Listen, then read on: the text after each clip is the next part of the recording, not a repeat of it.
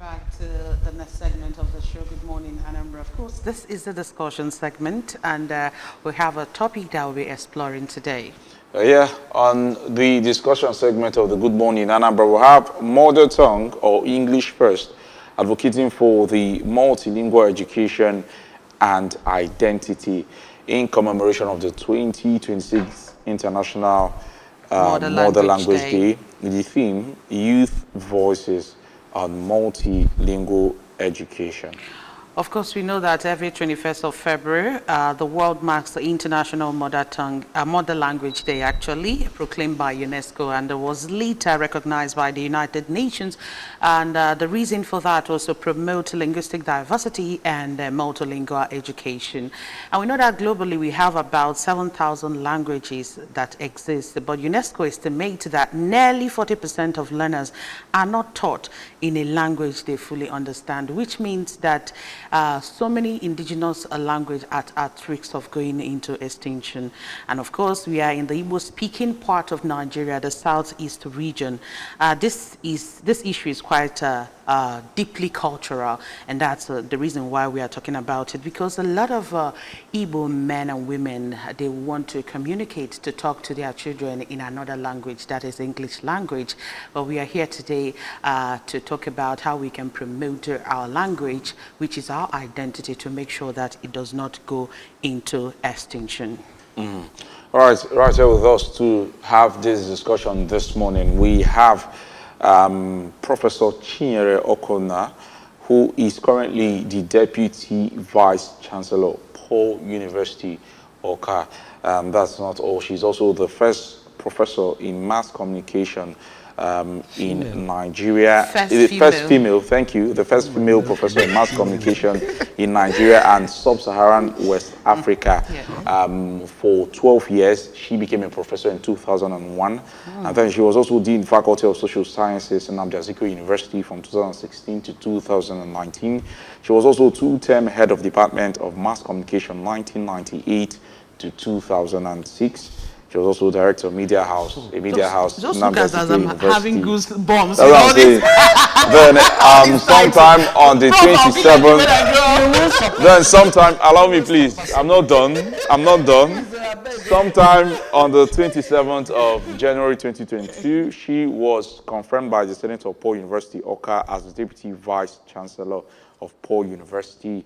And then in 2006, 2014, she took a leave of absence from Anambra University and joined the Mr. Peter Obi administration, where she was first made the commissioner, a Ministry of Information and Culture. That's from 2006, 2009, and then later still appointed to serve as the Commissioner for Economic Planning and Budget, as well as the Coordinating Commissioner for Development Partnership and also donor agency between 2009 and 2014. She was also appointed the chief of staff to the governor. Believe me, a whole lot of things. I saw lots of portfolios and I felt, oh, I think this is enough. She even works with the NUC, National University Commission, and a whole lot of other bodies that we wouldn't want to. It's not like we wouldn't want to measure, but a whole lot of portfolios, believe me. So we are talking to an enigma. In fact, AI defined her as a very strong personality in the media space. Good morning. We gladly welcome you to the show, Prof. Thank you. Well, okay. All right, let's quickly go into what we have for you today. Let's start with language as an identity and also in Igbo land, because of course I'm Igbo, so we are talking about Igbo land. And UNESCO actually emphasized that children learn best in their mother tongue, because in the Igbo speaking communities, what cognitive advantages might early Igbo instruction provide compared to early English only education? Let's start from there. Again? I said... Emphasize it? Yes, I said... We know what we're doing here. Okay. What cognitive advantages might early Igbo instruction provide compared to early English-only instruction? Pardon me for using strong language. I think early English-only education is crazy in our part of the world. If you are an English child and you're in the UK or thereabout or America, that's the ideal. But for us here, we are Igbo. we have an identity. We have culture that we must preserve. And they say language is a vehicle of culture. So if you need to preserve your culture and live your culture, that means that language that is the vehicle of your culture must be uppermost and must be taught early to the child. So for me, early English only education for a child, an Igbo child, is a disaster. Is disaster the right word? All right. A couple of concern. All right. I think in complementing what you said, the United Nations Education Science Organization, I think complement your statement on that, where they say that young children find it difficult to actually learn if they are not being taught primarily, at least for the first few years, in their mother tongue. What are your takes on that development? And also, why should we actually celebrate? Why should we talk about, the whole mother tongue celebration? I like what UNESCO has said. And remember also, the same UNESCO said that by the year 2050, the Igbo language will die. Yes. If we don't make very strenuous effort. And I don't see that effort being made. One way of doing this is to make sure we begin from birth to teach our children the Igbo language. So, I still insist that we must begin from birth. But you know one very good thing about children? We hear, and I believe, and there's scientific evidence, that children are very vast in language acquisition. A child could speak as many languages as possible in the first few years of life. So, for those who are fanatical about being seen as English speakers, teach yourself the Igbo language at birth. You can also complement with the English language if you must in the early years, because the child is versatile, the child is an incredible learner as far as languages are concerned. But I insist. Okay, let's talk about what is happening in our society today. Many children, both in the rural setting and urban areas, you see that they are not fluent in speaking Igbo language. Even earlier, I was talking with Robin, I said people in diaspora. He said, no, not even people in diaspora. We're talking about people living here in the Igbo-speaking community. And then they find it difficult to speak fluent. They will tell you, I understand what you're saying, but I cannot respond in Igbo language. And then you keep wondering what the problem is. Should we say it's like a cultural shift or a policy failure? Inferiority complex. Okay. It's part of it. Because people keep thinking if you're speaking Igbo, you are Igbotic. That's the way they describe you. And when they say you are Igbotic, that means you're bush, which is a disaster. That's my word throughout this program. Because your identity is being lost. If you even see, and the painful thing is that those who are insisting on speaking English to their children don't even know how to speak good English. Many of them, their English is so poor, so the children end up not speaking good English and not speaking Igbo. We mix it with our famous broken, our pidgin English. Whatever they call it. But the English, many parents now, even if you leave my generation, we are old now. The generations after us, maybe our children, many of our children are still speaking Igbo. But our children's children, many of our generation of our own children do not speak Igbo anymore. So in a language you cannot speak, how can you teach your child that language? So I think the main problem here is not that they don't want to speak Igbo. They feel speaking Igbo belittles their personality. They think speaking English and speaking English, whether you speak it poorly or speak it fluently, is an advantage. It takes you up there as an educated person, as an enlightened person. And that's where the problem begins. You know, on a lighter note, talking about people do not know how to speak good English, I was just watching a particular skit this morning before I came to work. Somebody said, I left my husband because he cheated on me. And then the other was, are you sure that he shot? That's the substance of tea. That's Laughter, very yeah. good. So you understand where we are, and he was so like very serious. Like the guy was looking at him like this. What are you saying? But that's, well, that's on a lighter note anyways. Now, when we talk about Igbo language, we understand that, you know, other parts of the country, talk about the Yorubas, the Hausas, when they are always together, when they find, you know, their brothers in a setting, you see them automatically, they start speaking their language. But that's not the same with the Igbo man. Like, I remember there was a time I visited some place in Lagos, I saw somebody that is from my own town. I greeted the person the same way that we used to greet elders. Person was like, no, we don't do Igbo here. Oh. I was shocked. Like, and it made me like look like as if I don't know how to speak English language. You get the point? Now, and I know in some of the schools that we have in, you know, the northern part of the country, they teach them with their language, Hausa language, Yoruba language. But we find it difficult down here to teach our children. I remember some time ago when you go to primary school, you see children being taught with Igbo language and all that. But it's only in the public school. When you go to some of those private schools, you find it difficult. They find it difficult to do that. So how do we correct this particular approach, especially in the education sector? Of course, you're an enigma in the education sector. Yeah, you know, I was pleased. I am still very happy with the government because I understand there's a policy that the first few, I think, from basic education to, I don't know what level now. Is it Basic education and such, to through JS3? secondary school, Yes. SS3. Oh, SS3. Yeah, through. That the no, I don't think it's No, no, no. SS. I think it's basic education. It's basic education. That the with Igbo children, language.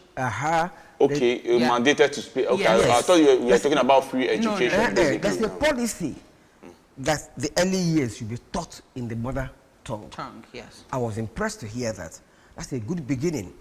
But then it's one thing to put a policy in place, another thing to monitor it and make sure it's being implemented. That policy is good, but the government that have put the policy in place must make sure they monitor.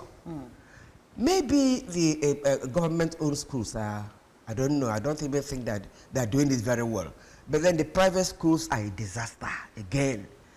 Somebody has to monitor them because I have grandchildren in private schools. And even when the parents and their grandmother that were making an effort, the schools are not trying hard enough. That policy is good, but it has to be implemented fully for the Igbo language to be preserved in our own part of the world. And like you said, I think it's a shame, really, that other parts of the country, Yorubas in particular, even the Hausas in general, in particular too, they love their language, they love their culture, they speak, even when they're outside their own circles, even with you, a stranger, so to say, they still speak in their language. Come down here. I don't know. I think the Igbo should wake up. We're not working hard enough. And this language, most of our grandchildren are not speaking Igbo. And that's very, very unfortunate. All right, let's also look at the education policy. I remember sometime in 2022, you mentioned that the Nigerian government mandated schools in Nigeria to teach the basic education with the native tongue. There were major concerns and all that. Some applauded it, but recently, I think in the late 2025, there was a reverse of that policy where they said, no, instead of, instead of teaching with the mother tongue, use the English language. There were lots of backlashes. There were lots of concerns and a whole lot of things. But one of the major arguments were the fact that some of these teachers were not trained enough to actually, see to these actually coming to be. Talking about teaching with the mother tongue. So the point I'm just trying to make is, what are some of the challenges you feel that that are accustomed to, teaching the mother, or rather teaching with the mother tongue to these very young people, especially those at the foundational level? I think the most important thing, the most foundational thing to do is to get our children to love the Igbo language, to think the Igbo language is important, to be proud of being Igbo and speaking Igbo. The basic problem is that our children and our grandchildren or the younger generation think English is superior to the Igbo language. They see Igbo language as inferior to English language. Until we correct that kind of thinking among the children, no matter the decree you put in place, no matter the policy you put in place, the children will resist it even by themselves. Their parents must teach them that they are Igbo and that Igbo language is their basic inheritance as Igbo. They must make them love their culture. Only then will government policy become effective. No matter what policy government puts in place, government doesn't go home with the children. It is the children and their parents who think Igbo is inferior that are left alone when policy has ended in school. And again, like I said earlier, children are versatile. For those who oppose teaching children in Igbo language at the foundational stages, let them combine with English, but don't throw Igbo away completely. What they are doing now is teaching the children in English language and forgetting Igbo completely. That's where my quarrel is. So since children are very good in language learning, for goodness sake, make sure Igbo is there compulsorily, even if you want to add English. Okay, and now from your experience as a teacher, as a mother, as someone that interacts... Grandmother too. Oh, grandmother, sorry. As someone that interacts with a lot of youth in our society. Of course, the theme for this year is talking about youth voices and multilingual education. So do you think that youth of nowadays, that's young people, young Igbo people, see their language as strength or as something secondary to English language? They see it as secondary to English language because a culture as a global culture now, and that global culture is not African. That global culture is American, it is British. And through the social media, even children who have not left Anambra State know about this global culture through the social media, through television, through radio, through everything. And that culture, our youth think that to belong, to be accepted, to be important, to be international, Igbo language is too below the standard. If you want to be globally visible, if you want to be globally accepted, if you want to be a global youth, so to say, where you belong is up there. And up there, Igbo is not acceptable. And like I keep saying, is unfortunate. The way we are going, honestly, after my generation, maybe our children's generation, the second, to, the next, the third generation will not, unless we begin this fight and fight it vehemently, the Igbo language will not survive beyond the next generation. Because even our own children, many are not speaking it. The important thing is to make them love the Igbo language and think it's important. For now.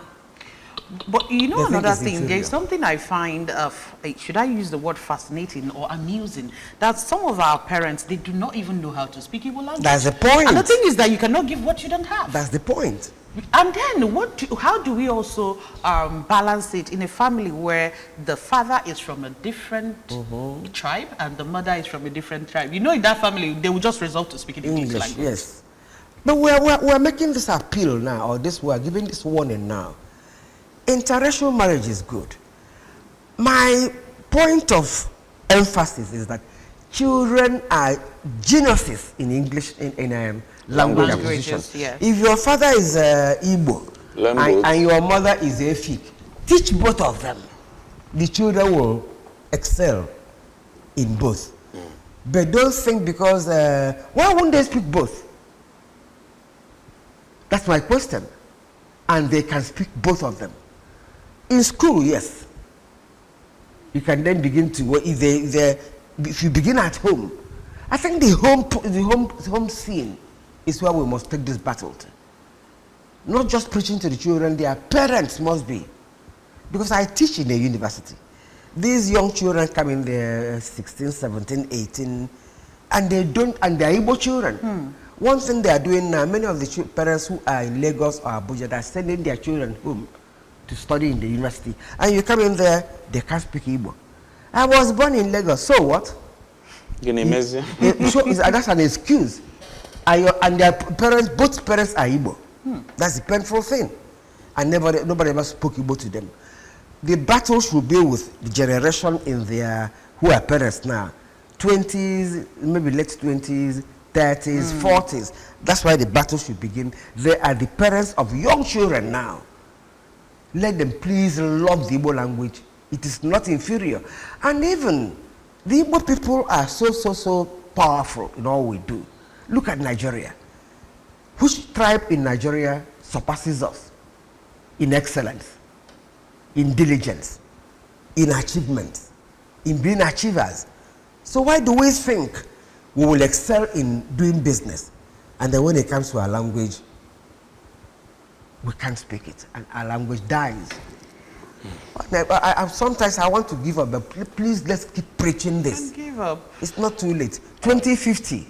This is already 2020. 26. That's about how many years from now? 24 years. And I don't see the progress yet. If anything, is getting worse. All right. We'll go for a short break, and when we come back, we continue this discussion with Professor Stella Okonna.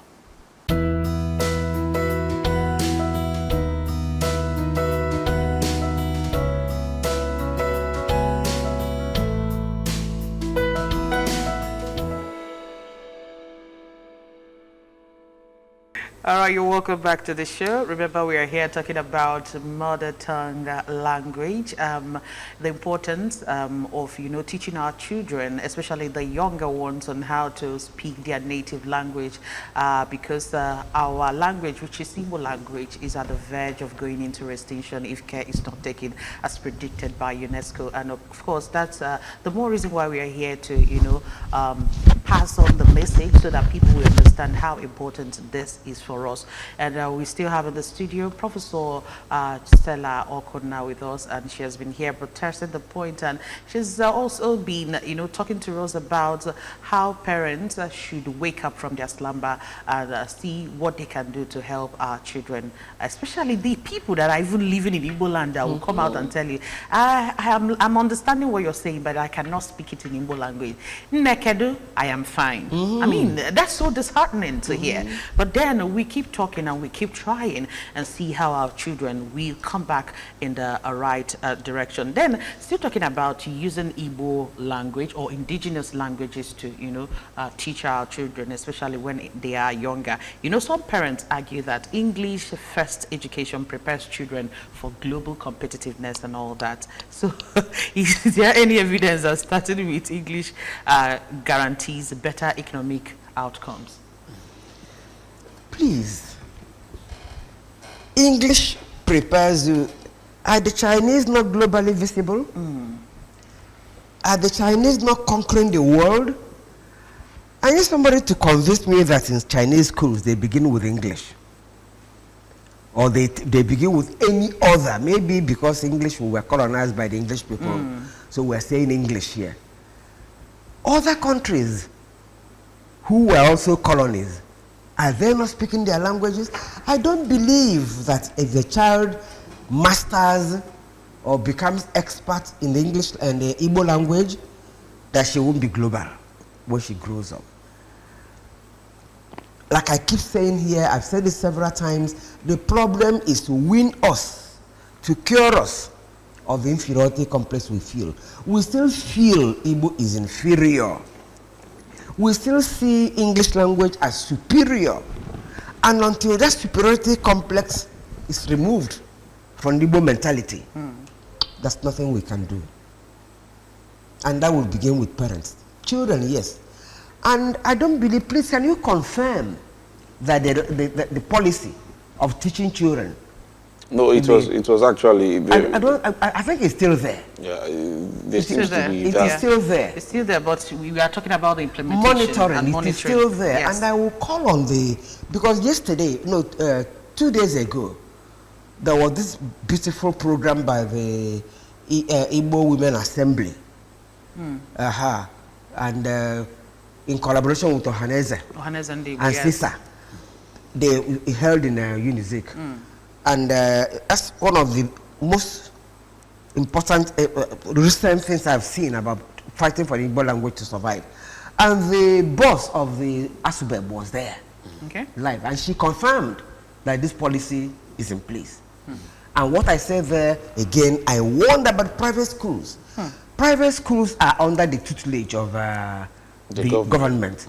So if they are making it possible for schools under the government ownership to ensure that children are taught in the early years in Igbo language, they must also enforce this in private schools. It is private schools that feel superior to public schools, and because they feel superior, part of this superiority is English language. They think teaching the children in English, speaking in English with the children speaking in English in the school there is the way to go. So they must be made to implement the government policy, which I'm hoping is still there.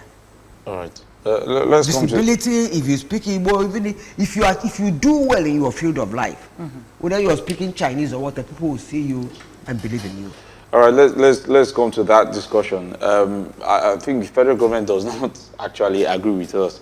Now, according to reports, in November 2025, the Nigerian federal government cancelled the 2022 national policy that mandated using mother tongue or local languages as a medium of instruction for primary education, reinstating language as a sole language of instruction from early childhood to university. Now, the policy reversal announced by the Minister of Education, Dr. Tunji Alausa, cited poor performance in public exams, talking about the WAEC NECO JAMB. I think Anambra. this is the federal government, Yeah, but she's talking about Anambra. Anambra. We're talking about Anambra. Okay, no, that's why I was making reference. That's why I was making reference to the federal government. I'm talking about Anambra State. Sure. Because I already commended them. Because the language, maybe for the federal government, I think the Hausa may kick against that. Yeah, of course, there were a lot of kicks. There were a lot of kicks about that. But the language the Hausa language is strong. The Yoruba language is strong. They are teaching them in school. Their children, even their children abroad, are speaking it fluently. So why would they be looking for this kind of policy? It is Igbo language we are fighting that is dying, or is it not even dead already? So the Anambra State government is fighting to make sure our own language in our state. Please confirm. I think it's still there. Yeah. I had that 2 days ago. Okay, so now we know we are in the jet age, technology-driven era, social media and all that, and most of these young people, of course, they sleep, they dine, and they do everything on the social media. So talking about repositioning Igbo language and making sure that our children and the younger generation, still learn and speak Igbo language with pride. How do you think the social media, the entertainment industry, talking about films that they add, and then the music sector too, can contribute in helping to reposition the language? They have a lot to contribute. And fortunately for us, like I said earlier, the Igbo people are achievers. We also are quite visible in the social media. In the entertainment industry, many of these children nowadays don't even read anything serious on the internet. What they do is entertainment. So our entertainers, the Nollywood industry is strong. And in that Nollywood, the Igbo language aspect of it is powerful. So let us do more. And those who are doing that should also make sure they know the Igbo language themselves. Exactly, because most some times of them are not, they are interpreting that some when of you're them watching are most not, of their movies, you get turned off. Yeah. Some of them are not strong enough in the language. So the Igbo language entertainment angle of the social media should strengthen itself. Make sure those who are interpreting for them, even the English interpretation is also shaky at times. So they should make sure those who are interpreting, particularly in Igbo, are versed in the Igbo language. And for the children, again, that's little we can really do about parental control or what the children see. Many of them are not under parental control in terms of using the social media. That is again why the onus is on the parents. The home front must work harder. The school, early education. By the time the child has finished schooling from home, or in boarding school, if they go to boarding school, or primary education and basic education, if the Igbo language has been strengthened in her or him, going into the world becomes easier. So the home, basic education, in our part of the world. For those who are abroad, we may have no control. But let's begin with the Southeast first of all, and make sure we strengthen the Igbo language among ourselves here. So the Anambra state government officially encourages using the mother tongue Igbo or language of the immediate environment for early primary education alongside English as a primary medium of instruction. However, practical application often relies heavily on English with Igbo taught as the subject. Yeah. That's where I always talked about some of these private schools. They find it difficult to, work back with this directive. But then I know that in public schools, you can still go there, you see it happening. They teach this one when they are very young with Igbo language, and they learn easily. And at the end of the day, they will still learn English language alongside and still excel. And still excel. I've seen children in public schools who spoke Igbo in school, they are doing well. And my point of departure is still that a child is versatile in English language. So these private schools must be monitored. Because I remember back then in school, we used to be punished for speaking Igbo. Yes, we were restricted. Not even Igbo, they call it vernacular. Yes, we were restricted. We were restricted to speaking. We were restricted to speaking Igbo only on Wednesdays and all that. However, what happened in your own time? You're still very young. Yeah. Some may say because while asking them, some will say subject to the locality as a dead, where it wasn't a school indeed, but of course it was situated in the southern part of Anambra, talking about Holy Child Sophia then, where you had Sophia is typically Igbo. Yeah, that's what I'm saying. So I think the plan was to encourage the children in that region to be fluent in the English language and the Igbo, not to actually quell their Igbo or something, because of course when everybody goes home or when you're in the hostel or something like that, of course there will always be that Igbo, you see the inferiority complex among your teachers then? Because they thought a child speaking Igbo was inferior to a child speaking English. So if you spoke Igbo in school, you were punished. That kind of policy will never allow the mother tongue to grow in the child.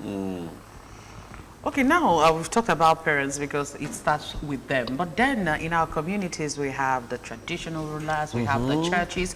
And it's so disheartening that you go for a community event and they are using English language to talk to people, like people from the same community. Even sometimes, someone in a meeting, you hear them speaking English language. And then you go to churches. A lot of people don't like attending the local language mass, kind of. They want to go for that early morning mass. It's English language that they speak there and all that. So how will these people come in, talking about the traditional rulers, the church leaders, in fact the community, the president general, the Igwes, all of them, can we come together and help and promote the speaking of our language? Again, I keep referring back to the program we had 2 days ago. The traditional rulers were there. Even the chairman of the Anambra Traditional Rulers Council, Eze Iweka, was there. President General, the chairman of the PGs in Anambra State, was there. And there was a Catholic priest. And all of them agreed that the language was dying. All of them really pledged that they will go back and fight harder to make sure they use, because what you said now was also repeated there, that you go to Umunna meeting, that you go to PG meetings, you go to traditional design meeting, and they're using it, they're speaking in English. This fight, this fear is beginning to spread, that the language is dying, and people are beginning to key into the battle. I have a feeling that if what you're doing now, I want to commend this program. Keep doing this. Keep raising the alarm that we're losing this language. And once in a while, also invite traditional rulers here and PG, President General, their to chairman, discuss and this. let them also pledge publicly that they know that language is dying, that they were going to support the battle against the death of Igbo language. But you are right. It's an inferiority complex. PG wants to show he can speak fluent English. And they can also do this thing they do when you know this interpretation. They can do that. If you think you have an event where educated people, important people, high level people who are superior are attending, get an interpreter. Speaking, if it's an Igbo event like I can't imagine. No, what you say is true because what you say is really very true because we see things like this in the western part of Nigeria and Yoruba, you know, sometimes where in some you go to some programs, you get to see Igbo, not Igbo, but Yoruba interpreters or something like that. Especially in church programs too, where somebody. But of course, these are some of you know, sometimes I feel that we are being hypocritical. No. No. You come for an event, I was they will not switch to English language again. So who are we fooling? If they think they have important guests, get an interpreter. All right. Also, they may from a PG Swani. What's so important? You think they will be offended? All right, Professor. We want to say a very big thank you for coming today. We really enjoyed all your thoughts, all your contribution, and of course, ndị Igbo sikwa nanti eja no ifa dara ka okpuata onye ọbụla na-ega ntị kwesị ịmalụ na ife na-ekwu abụrụ obele ife ọ bụrụ na be gị ụmụ gị adịrị asụ asụsụ Igbo kịta ka bụ gboo taa ka bụ gboo mgbe ị ga-ebido wee gwaba ha mkpa ọ dị sụbalụfanya fa ga-aghọta ya ọfụma etu ha na-eto eto ị na-asụ Igbo ị na-asụkwa oyibo ha ga-aghọta ya ọfụma onyela ya aka wee fụ na ya bụ asụsụ Igbo na ọnwụrụ dịka UNESCO si projected that is going to extinction in the year 2050, but we pray that it will not happen. Prayers alone. That's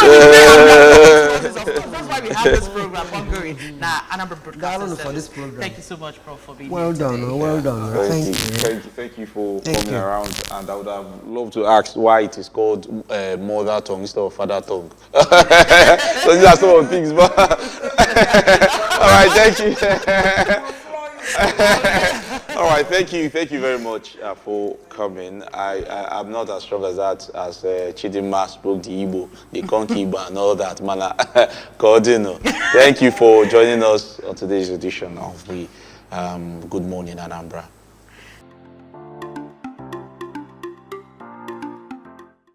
The schools teaching children with local language. I believe that the local language should start from the home. The parents should do the job of teaching their children. Guidance should do the job of teaching their words, the local language at home. Then when the child comes to the school, we can make use of the official language or artificial language as the case may be, which is English. The reason why I will not support it so well is that there are some situations whereby the teacher may not come from that locality and may not be able to speak the local language made for that particular region or locality. So these are just a few hindrances. But parents know the language, they should do the job. And also, some children also come from different background of region and what have you. So coming to the school to also learn another local language, first, will hinder teacher-child communication. It helps the child to be self-aware of his immediate environment. And also it helps the child to adapt, grow with his or her peers in that local community, because that local language is the starting point where the child takes off from that environment. It is the duty of the parents to begin from the time from birth to be teaching the child the norms, those things, the values in his or her immediate environment. And when parents fail to do so, the child will not be able to identify his or her roots. Local language is their language. English is a foreign language. And we're supposed to speak our language first before any other language. We learn English. But good na ụmụaka na-anọ n'ụlọ, nne na nna na ụmụaka na-anọ n'ụlọ. So I suppose in their own language.